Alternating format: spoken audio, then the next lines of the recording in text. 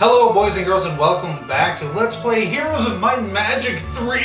Hello! Scenario name Homecoming. Yep, that's the scenario.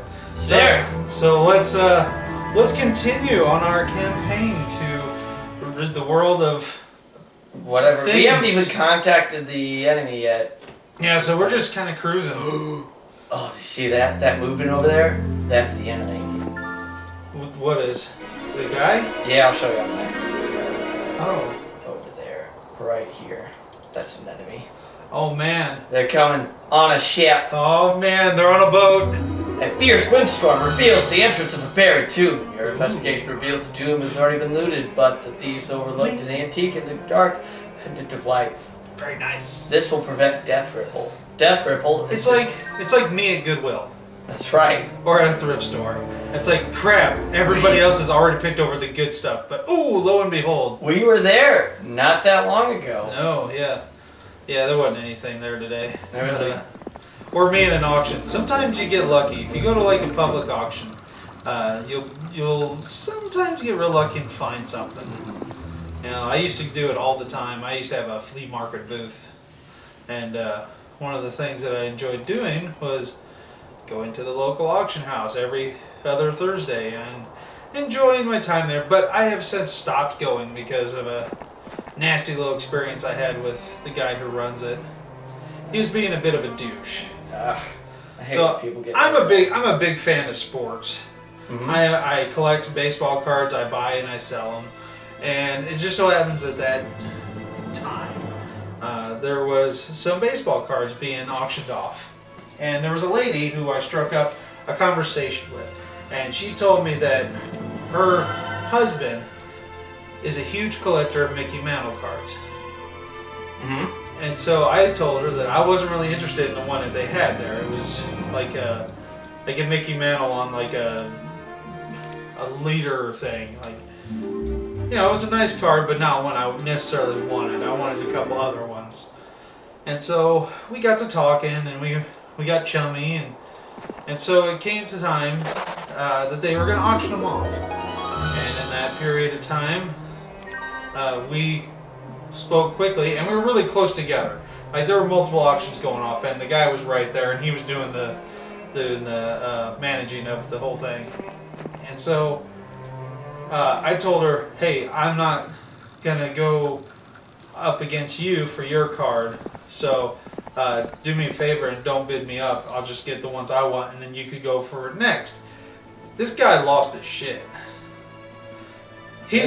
Yeah, because he's accusing me of basically cheating the system. And he was threatening to throw me out and have me removed from premises because I'm basically, in his words, taking money out of his pocket. Because I had come to an agreement not to bid on something that somebody else wanted. And so, like bullshit. yeah, and I was not happy with the situation, and so I have since not been back more than once. I went back once and I was done. Plus there's this one guy known as bidder number 100. I don't know why Eric quoted that, but he's one of them dickbags who has more money than he deserves. And he bids anything up that's valuable. That's too bad. Yeah, because I don't really get a lot of chances to get really nice, cool, like collectibles, like old programs, old baseball programs that are so cool, the artwork on them and the stylized look of them and everything. And sure enough, this dillhole will always bid on them, and he just bid. And it's just like, screw you. Let me have one, you money hoarding piece of trash. Because this guy buys thousands of dollars worth of stuff every auction. He's at every auction and spends well into thousands of dollars. Jesus. And I'm like going, what does this guy do for them?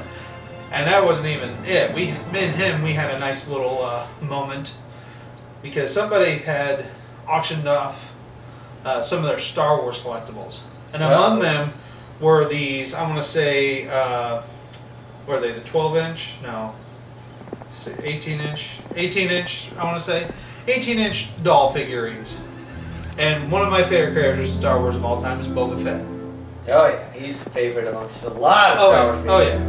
But anyway, so they had like a X-wing. They had like 3 or 4 different guys, and there was some confusion onto whether they were going to auction them off separately or together. But so that happened, and I'm like, oh, yeah. So they end up auctioning them off together as one set of all the doll guys. And so I bid a couple times, and then of course bid her 100 with all the money in the world. Keep bidding it up to the point I'm like, well, I can't afford it. So I waited until everything was done. And I went up to him and I said, hey, I just want one of these. Can I buy one off of you? And instead of saying like, no, I'm going to sell them, or sorry, I'd rather not, or anything like that, he goes, well, then you should have bid on them. Wow. Oh, What a dickhole. Steam. And then I said, well, God, you don't have to be a douche about it. And he got in my face. What did he do when he was in your face? Was he like... Yeah, no, he was an older guy. He just wanted to... But I was just like, wow, that's just douchey. And of course, my dad being who he is, well, you should have done it. I'm like, should have asked for him to be separate. And I was like, what was I expecting there, Dad? You know, the guy was being a dick. So, you know, long story short, I love when people say that. Long story short. Yeah, I don't go back because of those 2 reasons. Those people, and that, and I don't have time anymore, to be honest with you. All my time's for the lovelies out there. The lovelies? Oh, we can't call them lovelies. Why not? Let's take it. Oh, shut up. They don't have a trademark on it. Screw you, Game Grumps. More importantly, Danny Sexbang. I like them. I don't know, I love them. I would love to do a collab with them if we ever got famous enough. Wouldn't it be That'd nice? be amazing. I'm gonna try and chase those guys down. I know what I would call people who were fans of my channel, which has not been active. Malphus Silver? No, malcontents. Malcontents. Okay. Yeah, isn't that funny? Okay. We'll figure. Are they all angry? Yeah, they are very angry fan base. Now, what in the hell? Those are demons, upgraded demons. They are horned demons. Horned demons. I was like, looks like a minotaur mated with a. There are minotaurs, with as you saw. with a wolf type. Yeah, a dire wolf. Demons traditionally look really weird, so they hit it spot on. And what's funny about demons, even upgraded ones, there's nothing special about them. Oh wow, he got a double move. He did. His moral is high. He's creeping up on you. It's alright. This guy's gonna ask him. Ask him a question or two? Ask him a question. Let me ask you something. Rick. Get him, Gryffindor. Gryffindor. I see. Hufflepuff! Hufflepuff. I love it when the sorting hat says that, and it sounds like he's drunk. Hufflepuff! He'll be Slytherin. Alright, who's been hiding their alcohol in the sorting hat? Ravenclaw. Ah! Gryffindor. I think you got them all. I did. And I don't think I lost 8 people, but whatever, it's fine. No, I meant all the houses of the. I think Oh you yeah, I made got them all. I did that. Yes. But that all said, I love going to auctions. You never know what you'll find. Like I remember one time I bought a box filled with some antique camera lenses, and sure enough, there was a Nazi paraphernalia item in there. Whoa! Original Nazi. Aren't those like? You can't sell them expensive? on eBay. Expensive? No, not this piece. It was actually fairly damaged. It was a pin that was like a commemorative pin for like the sailing of a ship. Oh, damn. But it was still from that era. And I ended up taking it to some guy at a pawn shop or an antique store. He bought them. But you can't sell them on eBay. How much did you get out of that? I have no idea. More demons. But it was just kind of an exciting thing to find. Yeah, I imagine. Jeez. And then every year, just to kind of, I probably mentioned this before, I live near Pekin, Illinois, and that's as far as that's going to go. Yep. every year we have the M-Bucks auction, which raises money for funding to pay for scooters for children who have mobility issues. So every year they give away a scooter to a kid as a big ceremonial thing, and they auction off stuff that's been donated. Well, one year that we were there, and I say we because me and my dad, we both do that stuff a lot. We both like flea markets and all that. I was going through all the items, and there were some cool old sports books, like co-written by like Stan Musial, who's a Hall of Fame Cardinal player. Yeah, you're probably not familiar with. No, I'm sports. When it comes to sports, I'm pretty. But you know who Mickey Mantle is, right? Yeah, I know. He's basically the Mickey Mantle of St. Louis. That's about the best way to describe him. He's one of the best baseball players of all time. Arguably one of the best swings of all time. Anyways, what about Mark McGwire? let's not go there, shall we? Yeah. There's a good story that I'll tell you in the next episode.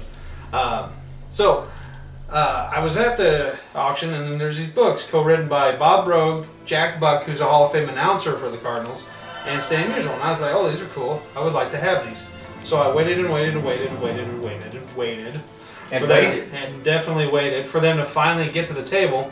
And I made sure to make a point, and I asked the guy, hey, we'll get these separate from all the cards, right? I just want these books. And he says, yeah, we'll do them separate.